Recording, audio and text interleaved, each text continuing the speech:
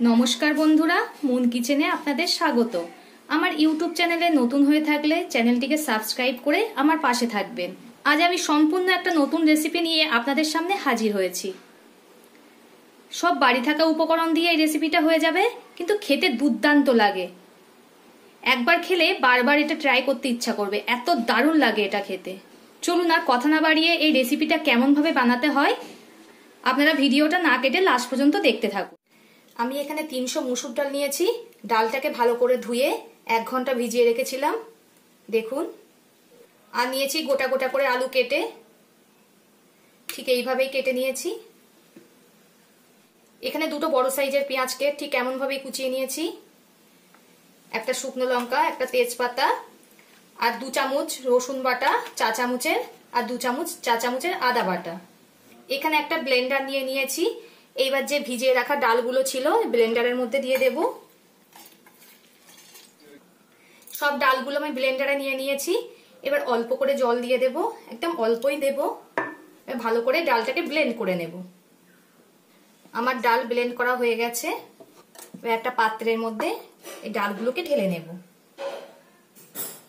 Blend করে রাখা ডালের মধ্যে দিয়ে দেব হলুদ গুঁড়ো, স্বাদ মতো লবণ, আর একটা ডিমকে এখানে ফাটিয়ে দিয়ে দেব। এবার একটা চামচের সাহায্যে ভালো করে সবকিছু মিশিয়ে নেব। খুব ভালো করেই মিশিয়ে নিতে হবে। আমার খুব ভালো করে সবকিছু মেশানো হয়ে গেছে। আমি একটা কড়াতে তেল গরম হতে বসিয়ে দিয়েছি। তেলটা আমার গরম হয়ে গেছে। এবার ডালটাকে বড়ার আকারে ছোট ছোট করে ভেজে নিতে হবে। দেখুন ভালো করে ফাটানোর ফলে কেমন ফুলে উঠছে বড়াগুলো। পিছনের সাইডটা আমার হয়ে গেছে। আমি এবার এগুলোকে উল্টে দেব।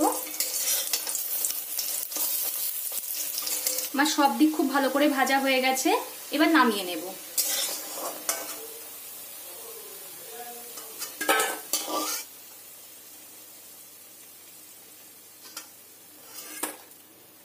এইভাবে সব বড়াগুলোকে ভেজে নেব।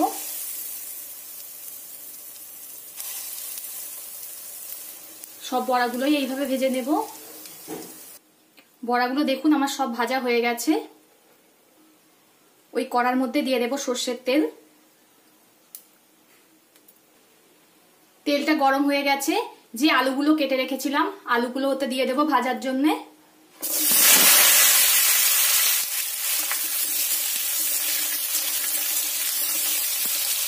আলুগুলো আমার খুব ভালো করে ভাজা হয়ে গেছে।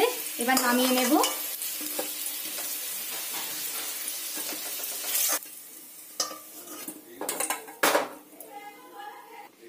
ওই কড়ার মধ্যে আবারও দিয়ে দেব সর্ষের তেল। তেলটা আমার গরম হয়ে গেছে।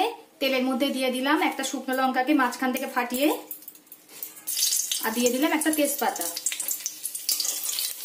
এবার যে পেঁয়াজগুলো কুচিয়ে রেখেছিলাম সেই পেঁয়াজগুলো সব দিয়ে দেব।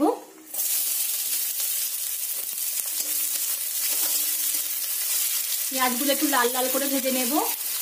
পেঁয়াজটা আমার প্রায় ভাজা ভাজা হয়ে গেছে। এবার যে রসুনটা বেটে রেখেছিলাম সেটা পুরোটা এতে দিয়ে দিলাম।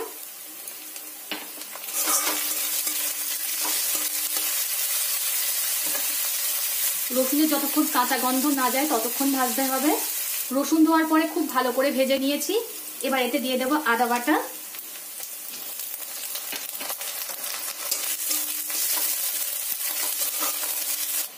পেঁয়াজ আদা রসুন আমার খুব ভালো করে ভাজা হয়ে গেছে।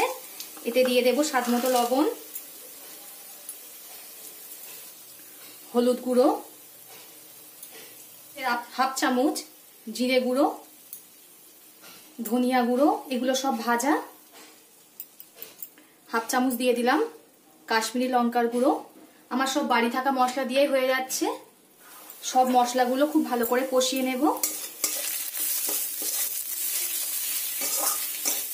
এতে দিয়ে দেব অল্প করে টমেটো সস। আপনারা চাইলে টমেটোও দিতে পারেন। সেখানে একটা ছোট সাইজের টমেটো দিলে হয়ে যাবে। আমি একটু টমেটো সস ব্যবহার করলাম। এবার অল্প করে জল দিয়ে দেব এতে।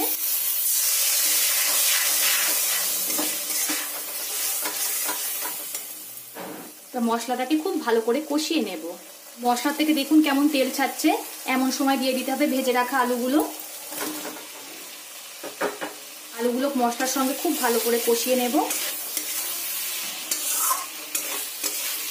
বন্ধুরা, সবার বাড়িতে তো সবসময় মাছ মাংস থাকে না। এই বাড়ি থাকা উপকরণ দিয়ে আপনারা এমনভাবে একদিন ট্রাই করে দেখবেন, দারুণ টেস্টি হয়। তখন আর মাছ মাংসর কথা মনেই থাকবে না, এত দারুণ হয় এটা খেতে। আমার মশলাগুলো আলুর সঙ্গে খুব ভালো করে কষানো হয়ে গেছে। এবার এতে জল দিয়ে দেব।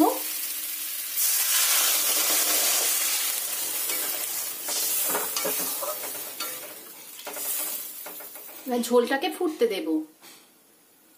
আপনারা যে যেমন ঝোল খেতে পছন্দ করেন তেমন পরিমাণ জল দিয়ে দেবেন। আর কেউ যদি একটু কষা কষা কষে খেতে পছন্দ করেন তবে অল্প জল দেবেন। আমি একটু বেশি জল দিলাম। ঝোলটা আমার খুব ভালো রকমই ফুটছে। এবার ভেজে রাখা বড়াগুলো এর মধ্যে দিয়ে দেব।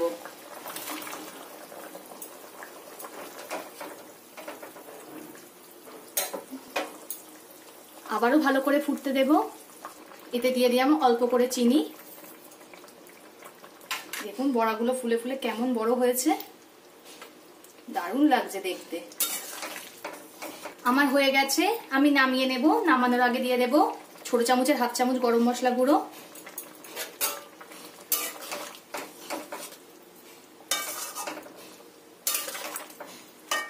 আমার নামানো হয়ে গেছে। এই গরম গরম ধোঁয়া ওঠা দারুণ লাগবে খেতে ভাতের সঙ্গে, ভাতে বা রুটি যে কোনো কিছুর সঙ্গেই জমে যাবে। আপনারা ঠিক এইভাবে বাড়িতে একবার ট্রাই করে দেখবেন, আশা করি সকলেরই খুব ভালো লাগবে। আমার ভিডিওটা ভালো লাগলে লাইক ও শেয়ার করে দেবেন এবং কমেন্ট করে জানাবেন আপনাদের মতামত। পরবর্তী ভিডিওতে আপনাদের সঙ্গে আবার দেখা হচ্ছে।